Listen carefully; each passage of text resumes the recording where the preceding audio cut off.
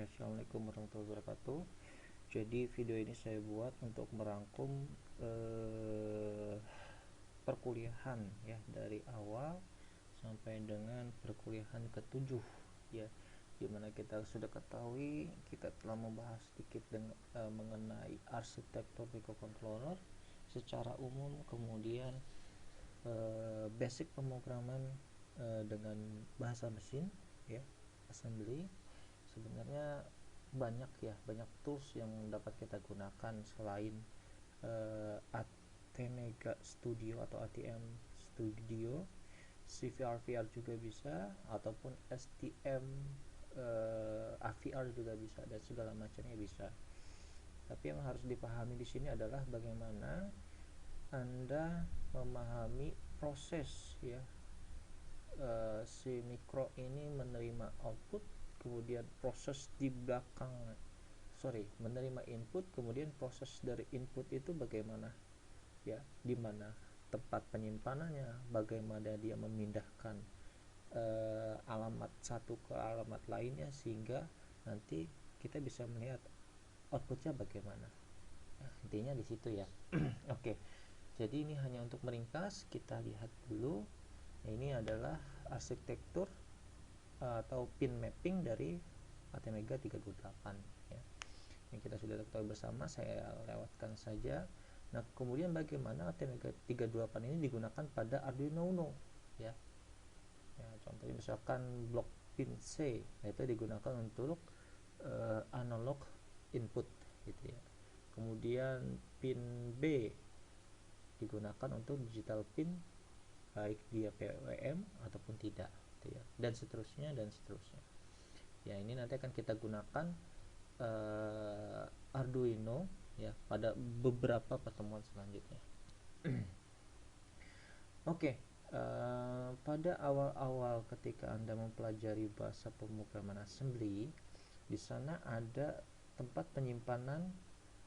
Ketika Anda ingin membuat program aktivasi LED, di sana saya simpan dalam register dengan alamat 0x10 ya, 0x10 atau R16 ya, R16. Nah, di sini adalah register secara umum yang dimiliki oleh si microcontroller 328 ya. Nah, ini sini disimpan pada SRAM ya, atau static random access memory.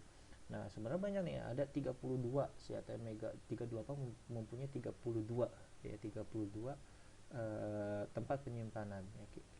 Kita bisa memilih beberapa diantaranya, tapi beberapa diantaranya ada yang memang sudah digunakan untuk perintah bawaan, misalkan untuk reset sudah disimpan di alamat tertentu. Jadi kita harus lihat lagi ya di datasheet, khususnya alamat-alamat mana saja yang bisa kita mapping. Nah, ini kita juga sudah mengeset bagaimana cara mengeset suatu blok pin yang menjadi input ataupun output gitu ya, menjadi input ataupun output. Ini salah satu contohnya. Kalau kita ingin mengeset satu pin, misalkan blok pin pada port D, kita pengen set 4 bit pertama dia sebagai output dan selebihnya adalah sebagai input, maka kita dapat nyatakan output itu dengan bit 1 ya, logiknya 1, maka dia akan diset sebagai output. Nah, kebalikannya berarti diset sebagai input. Nah, pada contoh di sini misalkan DDRD cross B, kita set di sini inputnya 4 ya, dari bit ke-7 sampai dengan bit ke-4, kemudian bit ke-3 sampai bit ke-0 itu adalah outputnya gitu ya. Ini ya contohnya di bawah sini. Ini ya. Kita lihat di sini ya. Maka kita set dia si DDRD ini 3 pin di belakang ini sebagai output dan ini sebagai input. Oke. Nah, kemudian gimana caranya si mikro itu bisa memproses input yang tadi ya, sehingga kita bisa mendapatkan apa sih output dari program yang kita buat.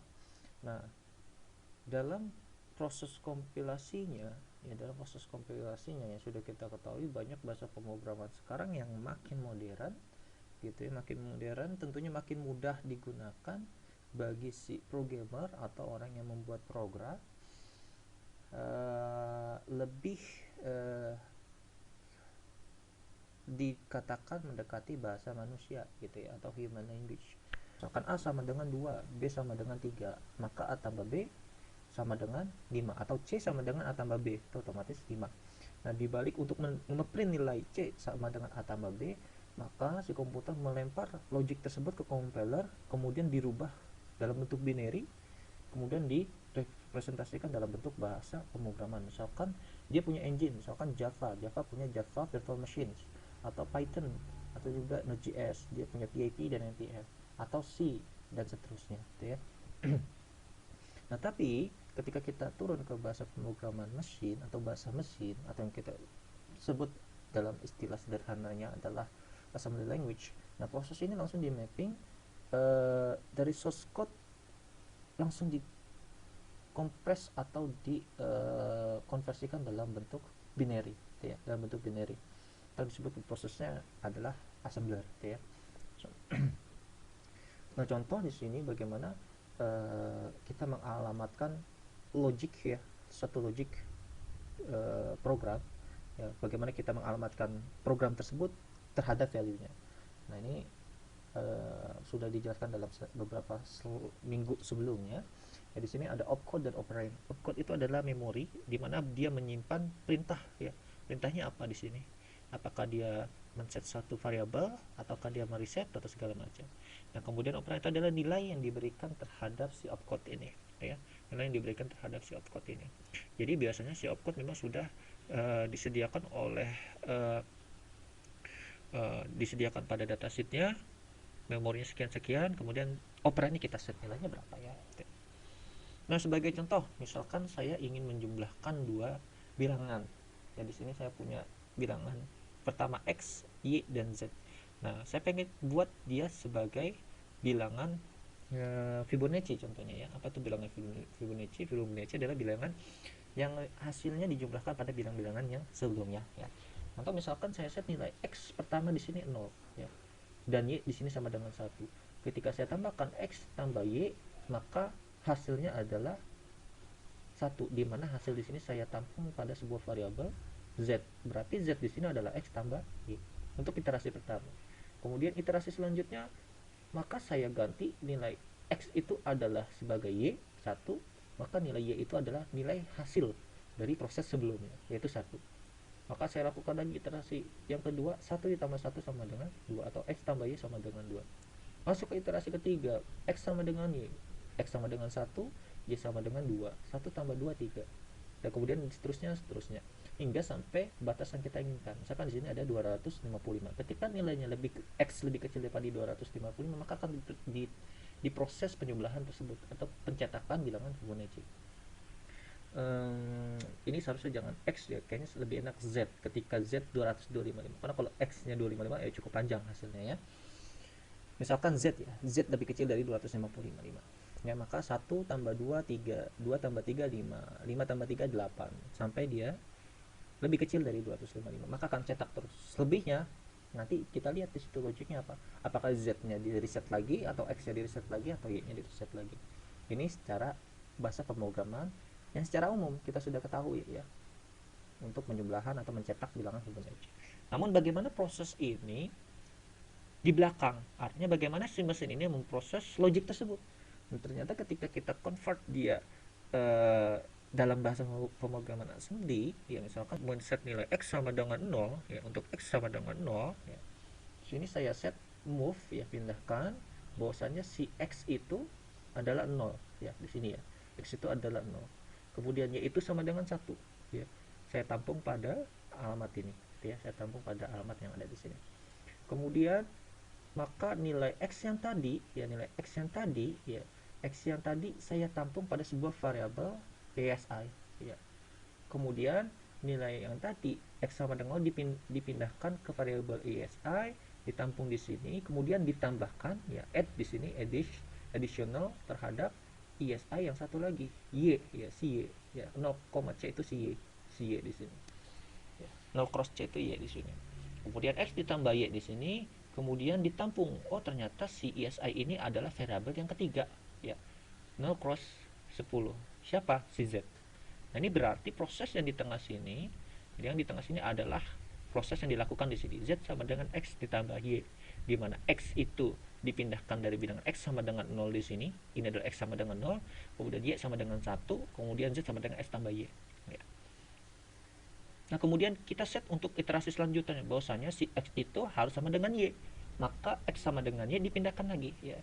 X sama dengan Y, kita lihat ini adalah Y, Y ditampung di ISI, kemudian ISI dipindahkan ke X. Ya, berarti Y sama dengan X atau X sama dengan Y. Ini juga berlaku untuk yang Y, kemudian nanti kita cetak di sini jam ke proses utama, ya. Atau kita nanti bisa set berapa kondisi di akhir yang diinginkan. Contoh seperti ini ya.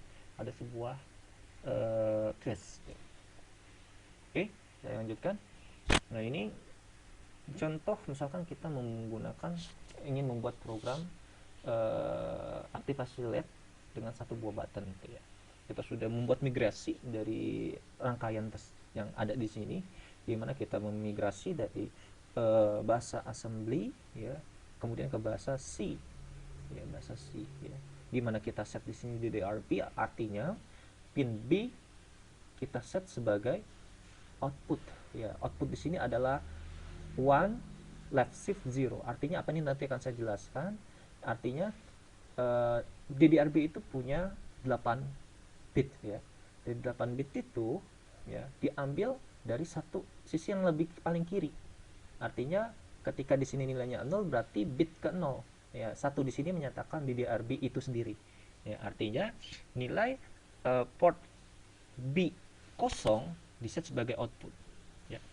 Kemudian untuk kebalikannya sisi di sini 1 left shift 0, jadi pin C pada port C kosong ya, atau C kosong itu diset sebagai input ya, diset sebagai input ya. Kalau kita lihat di sini, saya kembali di slide sini ya, port D 1 left shift 0. Nah, left shift di sini adalah 0. Ketika left shift-nya 3 berarti 0 1 2 3, berarti ada di DRT pin ke 3 gitu ya, atau port ketiga atau D3 ya. Left shift itu menandakan itu ya. Mana dah ya, kita kembali lagi ke sini, left shift kosong berarti dia pin yang dituju adalah D0, kemudian DDRC 1 left shift 0 berarti C kosong sebagai input. Kemudian kita cek nilainya ketika pin C 1 left shift kosong sama dengan 1, artinya pin yang C yang tadi kita set sebagai input di sini nilainya 1 atau high, berarti kondisinya dia dalam kondisi di press. Tapi ini akan tergantung pada rangkaian yang Anda buat ya, ketika dia pull up dan ketika dia pull down. Nah, tolong diperhatikan di situ ya, tidak semata-mata kondisinya dia satu, karena kenyataannya ketika dia pull up berarti kondisi resetnya dia adalah high, ketika dia pull down berarti kondisi resetnya adalah low. Nah, itu perlu diperhatikan ya. Kemudian kita set port B. Port B di sini outputnya adalah left shift kosong tadi atau B0. Kita aktifkan dia, turn on, kemudian delay 1 detik, kemudian kita matikan ya.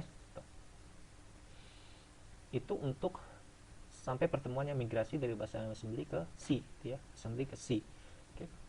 Nah, ini kita juga sudah coba bagaimana kita pindahkan semua nilainya, kita tampung dalam sebuah variabel yang disebut register temporary ya. Temporary. Di sini ya. Ini sama logiknya. Oke.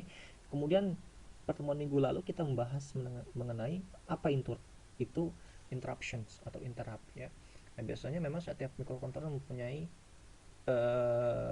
instruction untuk meng-catch satu kondisi tertentu gitu ya. Jadi sebuah service yang menghandle interrupt pada sebuah microcontroller yaitu di running atau dijalankan dalam sebuah interrupt service routine ya, atau disebut sebagai ISR ya. Jadi apa itu ISR nanti kita akan jelaskan. Nah, ketika kita membahas interrupt atau interruption, kita wajib mengetahui dulu apa itu timer pada suatu microcontroller. Jadi timer itu adalah suatu cara sederhana disebut sebagai counter ya, atau penghitung ya, penghitung sehingga dia bisa mencetak angka secara count up atau nanti kebalikannya gitu ya, tergantung nanti program yang kita buat ya. Nah, ternyata timer pada microcontroller itu bisa diprogram ya, tidak di set. Ada yang sudah di set langsung oleh microcontroller itu sendiri, atau kita bisa set ya, atau di custom sesuai program yang kita inginkan gitu ya, dengan kita nanti membagi berapa sih kecepatan timer yang kita inginkan. Contoh misalkan kalau kita lihat di jalan raya misalkan ada timer untuk lampu merah ya, lampu merah perapatan. Nah, terkadang tanpa kita sadari bahwasanya hitungan detik lampu merah itu tidaklah sama ya. Misalkan saya nyatakan dalam sebuah ketukan, setiap detik akan menambah setiap 2 ketukan, 1 2 0, 1 2 1 1 2 3 1 2 4, dan seterusnya. Dia akan terus bertambah di counter dia. Nah, bagaimana kalau misalkan ketukannya dibedakan? Jadi dia akan bertambah ketika ketukannya sebanyak 4. 1 2 3 4 0, 1 2 3 4 1, 1 2 3 4 2, dan seterusnya. Nah, ini akan terjadi perbedaan. Dua-duanya sama-sama timer ya. Dua-duanya sama-sama timer. Tapi di situ ada perbedaan ya. Di video yang saya sudah berikan linknya itu sudah dijelaskan ya, gimana dia ketukan 2 bit dengan ketukan 8 bit ya, sudah dibedakan ya. Nah, ternyata pada kontrol microcontroller ATmega328 secara basic dia punya 3 timers ya, timer 0, timer 1, dan timer 2. Jadi mana timer 0 dan timer 2 adalah 8 bit, artinya dia punya punya value 2 pangkat 8. Dia punya 2 pangkat 8, maka kita dapat di sini 256 value ya, value atau kemungkinan ya, kemungkinan. Nah, kemudian bagaimana timer 1 mungkin 16 bit, artinya dia punya 65.536 slot gitu ya, slot atau banyaknya counter yang dapat dijumlahkan ya. 256 banyaknya counter dapat dijumlahkan ketika dia 8 bit, ketika 16 bit berarti punya 65.000 sekian ya. Nah, kita cari dulu perbedaannya di situ apa ya. Nah, karena rata-rata untuk Arduino biasanya dia punya clock system ya sebesar 16 MHz, kemudian untuk tipe Arduino yang lainnya ada yang 8 MHz. Nah, ini kita harus sedikit hati-hati ya ketika kita ingin membuat program interrupt ya. Nah, karena setiap board berbeda ya, ketika kita cacah waktunya, misalkan spesifikasi boardnya adalah 8 MHz, tapi kita cacah untuk spesifikasi 16 MHz. Nah, ini yang proses-proses ini yang sering terjadi sehingga mengakibatkan si board microcontroller itu disebut istilahnya adalah overclock ya. Overclock artinya frekuensi yang diberikan pada board tersebut melebihi batas maksimum frekuensi si board itu sendiri ya.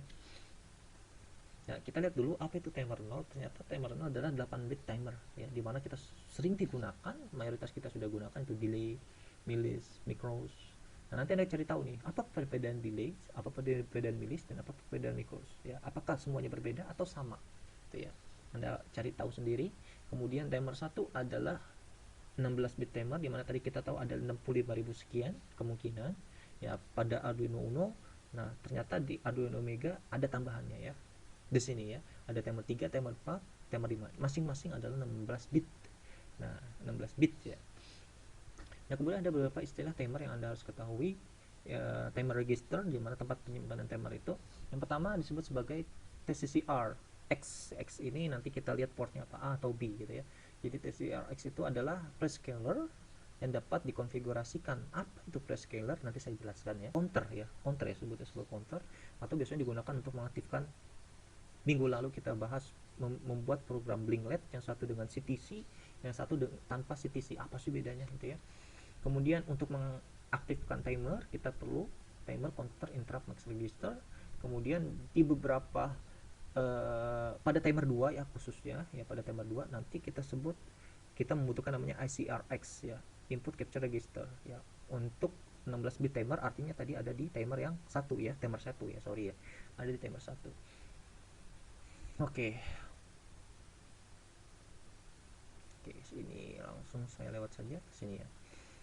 Jadi untuk masing-masing timer itu tadi saya sudah jelaskan ya, bagaimana cara mengcounter. Misalkan tadi Anda di lampu merah ada counternya di sana, ternyata berbeda-beda ya, berbeda-beda. ya, karena di sini satu board itu misalkan saya ambil Arduino ya, memiliki clock 16 MHz, dimana kalau saya bagi dia berapa lama atau berapa cepat dia mengganti counter setiap detik atau satu bilangan gitu ya, dinyatakan dalam satuan waktu. Jadi secara mudah adalah saya bagi saja 1/16 MHz atau 1/f. T itu sama dengan 1/f. Maka langsung dibagi saja dengan frekuensinya. 1/16 MHz. Maka saya akan dapatkan counter itu akan bertambah ketika dia 1/16 MHz. Artinya kurang lebih sebesar 63 nanoseconds. Dia akan bertambah 1, 2, 3 dalam selang waktu pertambahan tersebut 63 nanoseconds. Nah, kemudian ketika kita menghitung bilangan 1 sampai dengan 10, ya berarti tinggal 10/16 MHz. Ya, 10/16 MHz. Sampai 100 berarti 100/16 MHz. Gitu ya. Nah, itu akan bertambah 1, 2. Nah, ini tentunya akan berbeda ya. Nanti ketika kita bagi, tadi ada istilah namanya prescaler untuk men-set apa itu. Ya, tapi kita balikan dulu logik kita ketika dia LED itu berkedip atau suatu timer itu bertambah setiap 1/16 MHz, itu tentunya terlalu cepat. Ya, maka di atas kita sebutkan ada beberapa timer kita bisa konfigurasikan. Ya, timer 0, timer 1 dan timer 2 atau timer 8 bit timers dan 16 bit timers, di mana masing-masing punya kapasitas counter 255 dan 65.536, yang artinya kemampuan microcontroller bisa bertambah ya, tadi misalkan 63 nanosecond sebanyak 255 atau 255/16 bit ya, dan seterusnya ya.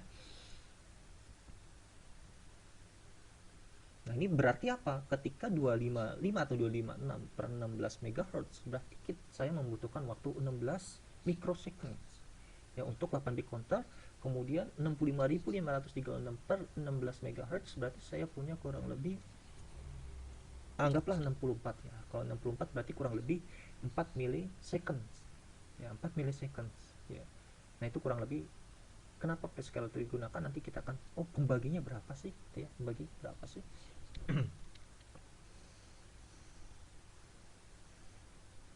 Oke, nanti ini saya akan jelaskan ketika kita membahas code-nya ya. Atau sekarang juga bisa sih, sama ya. Ini tadi saya sudah jelaskan bagaimana kita bisa membagi dia pada nilai kapasitas tertentu ya. Misalkan saya set dia setiap counter akan bertambah ketika dia misalkan 120. Berarti butuh berapa bit pembaginya supaya nilainya itu mencakup 120. Yang artinya kapasitas pada suatu counter atau timer tidak boleh kurang dari nilai yang saya tentukan, atau sebutannya adalah output compare register ya, output compare register. Nilai ini yang saya set, misalkan saya set kode RX nya itu adalah 120, berarti nilai frekuensinya akan bertambah 120. Dia akan menghitung 120, 1, 120, 2, 123 dan seterusnya ya, sampai dia nilai yang ditentukan gitu ya. Ketika dia sudah mencapai batas maksimum, contoh misalkan 120, batas maksimumnya ambillah 256, berarti saya butuh punya berapa kali? 1, 2. Ketika ketiga berarti 256 itu sudah kembali ke nilai 0. Nah, ketika proses 256 ini adalah counter maksimum kembali ke nilai 0, ini disebut sebagai overflow. Nah, artinya ada perpindahan di sini ya, ada perpindahan dari bit maksimum ke reset ya, nilai kosong ya. Nah, contoh misalkan saya di sini pengen bagi si frekuensinya dengan 2 Hz, maka saya dapat si output compare registernya 31.250. Nah, nilai ini adalah nilai setiap timer itu bertambah ya, setiap dia ditambahkan. Maka nilai memori yang dibutuhkan ya, atau kapasitas counter yang dibutuhkan harus lebih besar dari 31.250, atau prescaler ada 2 Hz ya, harus lebih besar dari itu. Maka kita ngambil yang 65.536. Saya dapat melakukan 2 kali, mirip menyerupai proses yang tadi 120 ya. Ketika nilainya lebih besar, maka kita harus cari lagi ya sampai kapasitas itu mampu menampung output compare register yang kita definisikan. Nah, maka untuk mengaktifkan ini ya, mau dibagi berapa sih ya? Misalkan mau per 8, per 64, per 256, per 1024, maka kita lihat nanti di sini, untuk mengaktifkan prescaler 64 berarti mengaktifkan CS CS01 dan clock select ya, clock select CS00 dan CS01. CS02 nya 0 ya, berarti 0 1 1 nanti di set tuh ya. OCX nya adalah satu left shift CS01 dan satu left shift CS00. CS02 nya tidak perlu dimasukkan karena dia nilainya kosong. Nah ini juga nanti saya akan jelaskan. Nah ini sudah ya tadi ya, fungsi-fungsi timer kosong, timer 1 dan timer 2. Timer kosong misalnya delay, analog write, kemudian timer 1 misalkan untuk servo function, PWM dan seterusnya. Kemudian timer 1 pada timer 2, analog write dan seterusnya ya. Nah, jadi ini contoh ya, di diagram sini sistem clock pada suatu Arduino misalkan microcontroller 16 MHz ya. Jadi saya perlu waktu 62,5 second untuk menambahkan counter selanjutnya. Misalkan saya pengen punya, pengennya sih 500 milisecond. Berarti saya perlu pembagi lagi nih ya, supaya nilai 62 nanosecond ini bisa mencapai 500 milisecond. Nah, ini pembagi ini disebut sebagai prescaler ya. Nah, contoh misalkan 1 per 16 MHz per 8. Artinya prescaler ini 8, ini berarti 1 per 2 MHz ya, 1 per 2 MHz. Maka saya dapatkan nilainya berapa ya. Maka prescaler ini di set tadi ya, clock select CS00, CS01, atau kalau kita ambil prescalernya 8 berarti OCX-nya atau OCX-nya ini adalah satu left shift CS01. Nah ini bagaimana kita set tadi auto compare register atau berapa lama si timer itu melakukan counter ya. Misalkan di sini saya set adalah 65.531 ya. Interrupt akan terjadi ketika OCR atau output compare registernya itu bernilai 65.531 ya. Itu hitungan pertama. Ketika ingin melanjutkan hitungan kedua ternyata sudah mencapai batas maksimum 65.535 atau 65.536. Nah, nilai 0 di sini adalah dia overflow interrupt. Artinya nilai reset ketika si timer ini tidak mampu menampung nilai lagi ya, tidak mampu menampung nilai lagi. Maka nilai OCR itu ada di sini ya.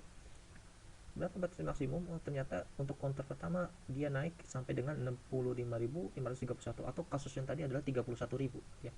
31.000 ketika dia sampai overflow maka dia reset lagi ya.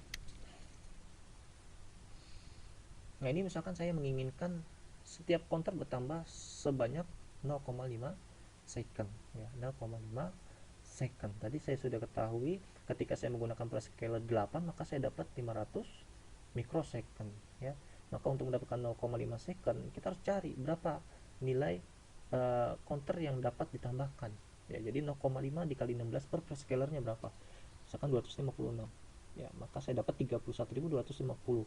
Maka 31.250 maka harus berapa prescalernya? 256 ya.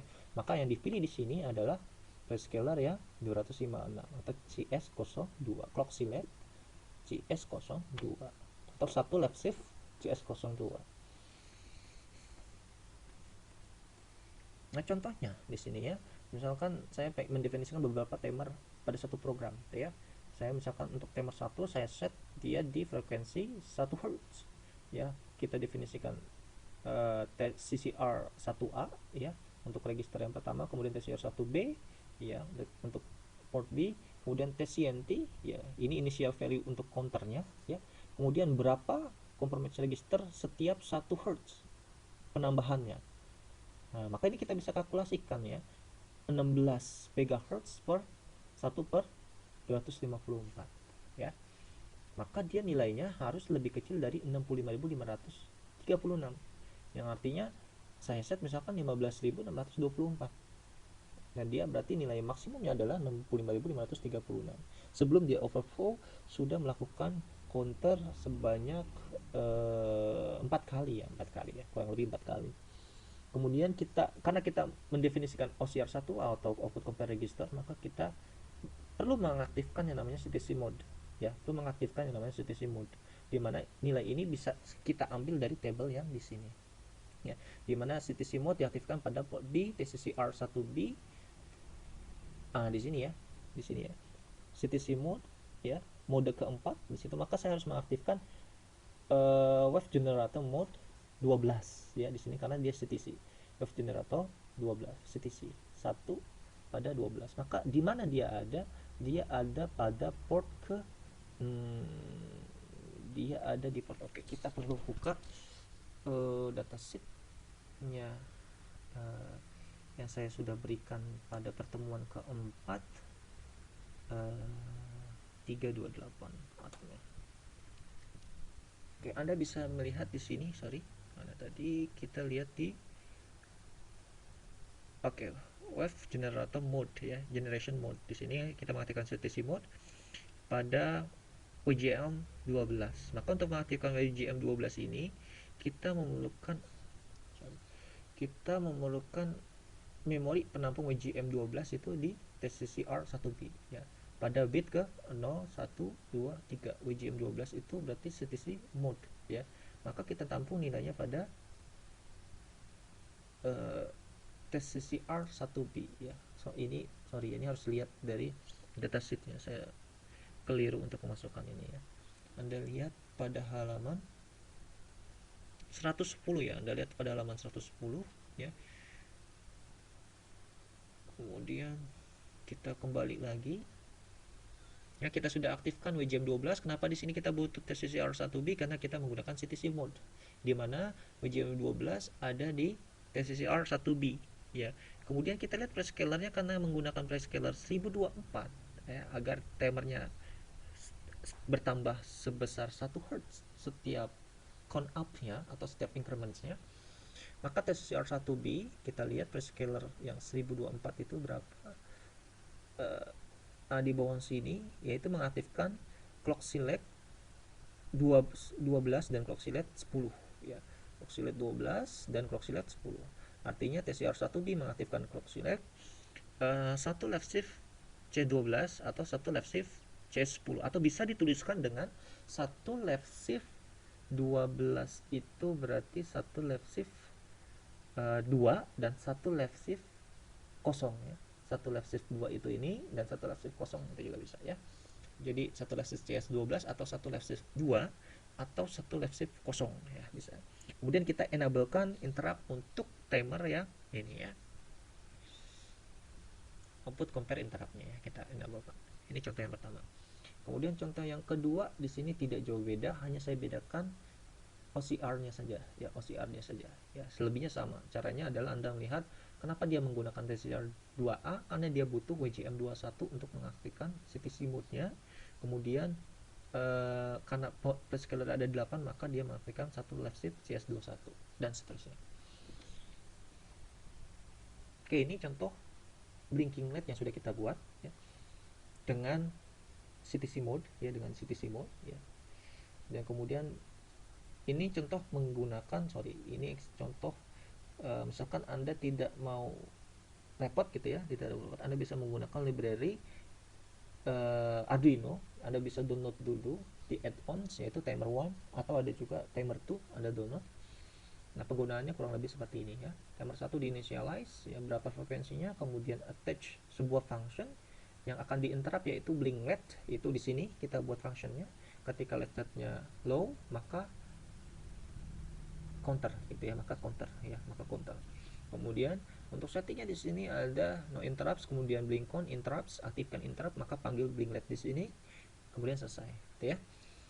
Nah, kemudian tanpa library ini kita sudah lakukan bersama, baik dengan CTC mode atau tanpa CTC mode ya. Perbedaannya adalah ketika tanpa CTC mode kita harus mendefinisikan nilai reset untuk si counter tersebut ya.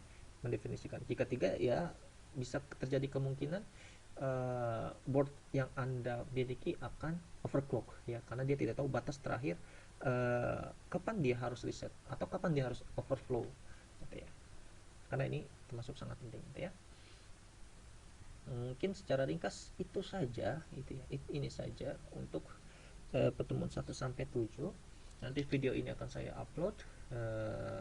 Untuk pertemuan sekarang Anda tidak perlu mengerjakan forward. Jadi saya akan absen ketika Anda meninggalkan komen pada video yang ditayangkan ya. Kurang lebihnya saya mohon maaf. Jika ada pertanyaan lebih lanjut, Anda bisa tinggalkan di kolom komentar. Wassalamualaikum warahmatullahi wabarakatuh.